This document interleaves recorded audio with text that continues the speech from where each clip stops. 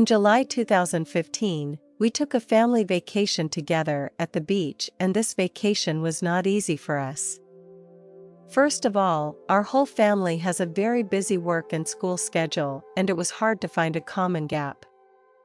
Everyone had their own work and school commitments. I own a small design firm and am the lead designer myself. I have a passion for creative design, and after years of study and struggle, I have managed to build my own business. I have a very busy schedule, and I work under a lot of pressure.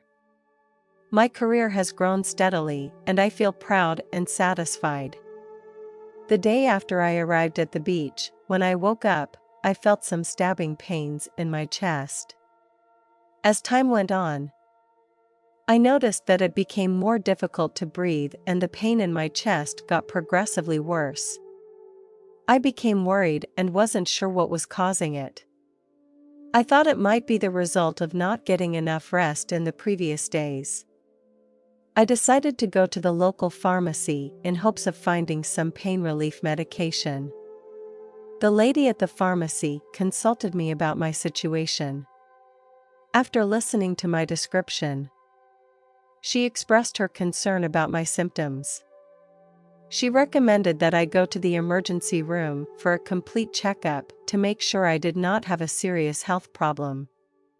She told me that the chest pain and difficulty breathing could be a symptom of some serious illness.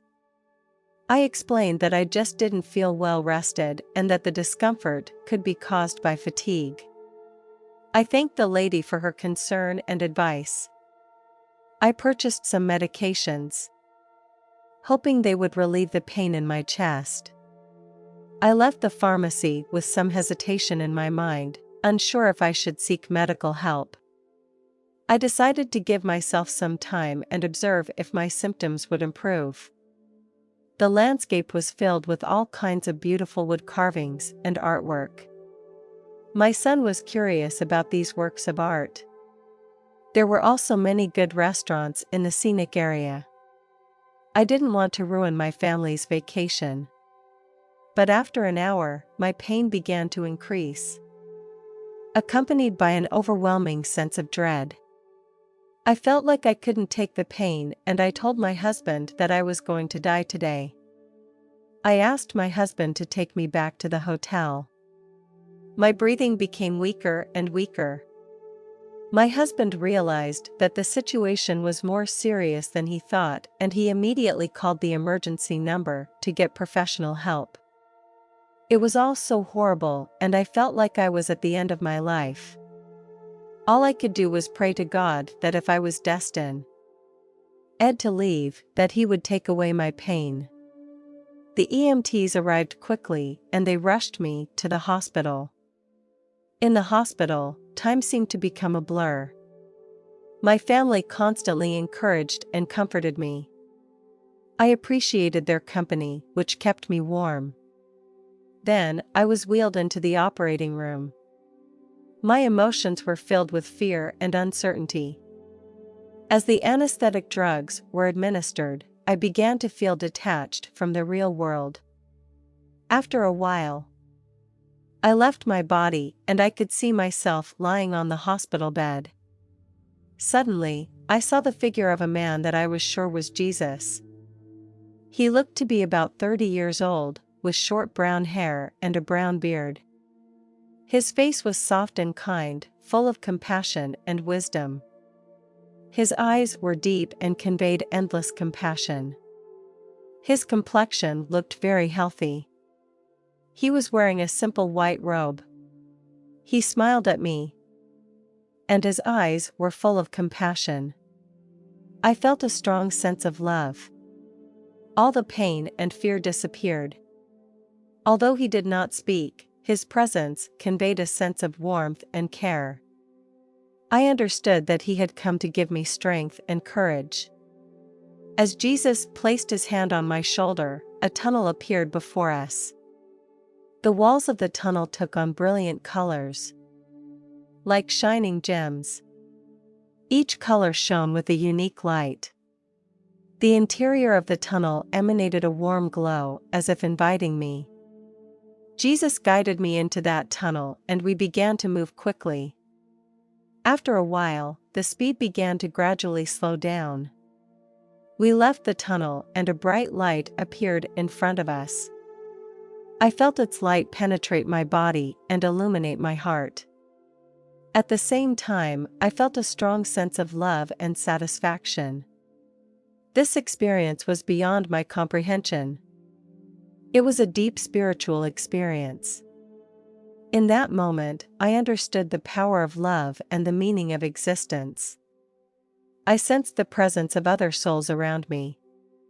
We could not see each other directly, but there was a wonderful connection. There was no verbal communication between us, yet there was a strong tacit understanding. This connection transcended the confines of the physical world. We share our experiences and growth with each other. Here, each person's life is recorded in a unique way. I came across a small card that recorded everything about me from birth to now. This card, though small, carried a huge amount of information. I saw how I had grown up. Every important moment was carefully recorded. The information on the card is not simply a description of words, but vivid pictures and videos. I saw the good moments, such as when I learned to ride a bike, and the happy times with my family. At the same time, I also saw those difficult moments. The experiences that had caused me pain and helplessness were truly recorded on this card. One of the incidents I remember particularly well was when I was about 15 years old. I lied to my parents and said that my school had organized an art exhibition and I really wanted to participate. There were some costs involved in attending the event, including admission and transportation. In fact, I just wanted to go and buy a skateboard that I liked. And I was afraid that my parents would not approve of it, so I chose to lie to them. I knew it was dishonest, but I chose to lie to my parents in order to get what I craved. When I look back on it all, I feel so ashamed. My mother did not expose my lies at the time. My mother did not rebuke me. She treated my behavior with tolerance and understanding. Jesus did not judge my behavior. I said to Jesus that I regret the lie I had told. It had brought harm to my family and to myself. I knew I had lied to them and let them down. I felt very guilty and guilt-ridden. Jesus replied gently, "I understand the pain and regret in your heart. You have realized your mistake and sincerely repented. I have come to accept you and offer you love and forgiveness." I knew that in His presence I could confess my faults and confusion without reservation. Finally, Jesus told me that I must now go back. I pleaded with Jesus to let me stay here. I wanted to enjoy this peace and happiness forever. Jesus explained to me that I still had many important things to learn and experience on earth. Jesus gently held my hand. He said gently, "This experience is a special gift that will give you wisdom and courage. I will always be with you, giving you strength and guidance. This experience will be your motivation and precious memories to move forward. I understand that I need to return to earth to continue my journey and use my strength to create positive change." When Jesus placed His hand on my forehead, it was as if I traveled through time and space. And the scene before me began to gradually change. I saw my older self. My hair had turned silvery white, and my face was filled with joy and contentment. Standing beside me were my grandchildren, who were happily playing. I looked at the smiles of my grandchildren, and what a beautiful scene it was. Jesus gently held my hand and a warm energy spread throughout my body. The scene around me became blurred again, like a layer of fog enveloping me. Jesus said to me, "Child, it is time to return to earth. I will personally take you back to the hospital. I will always be with you, giving you the strength and courage to face the journey ahead. I began to move slowly downward. The hospital on the ground gradually became clear. I felt myself re-entering the real world. I closed my eyes and felt the merging of my soul with my body. After a while, my consciousness rejoined my body. When I opened my eyes, I found myself lying in a hospital bed. Just then, the doctor came into my room with a delighted expression on his face. He looked at me and said, "You are so lucky." I asked the doctor what had happened.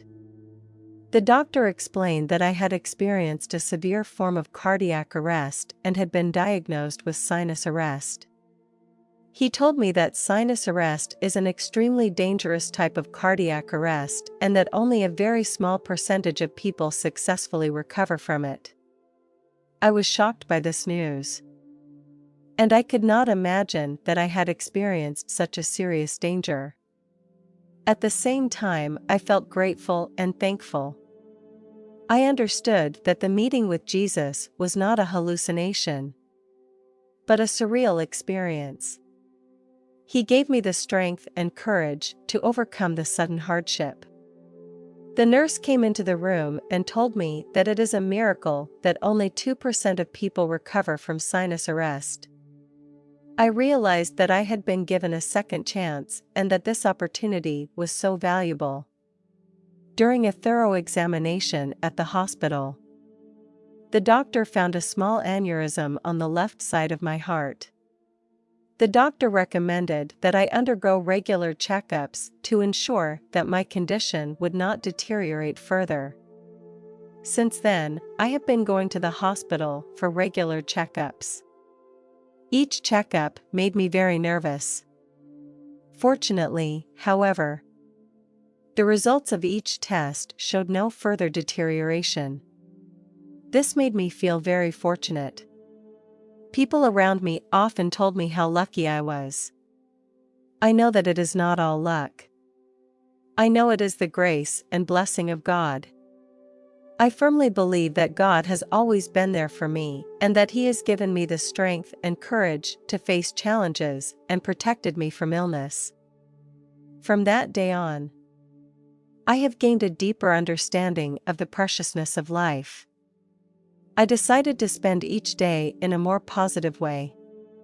Later, I took my children to help out at a nearby nursing home every month.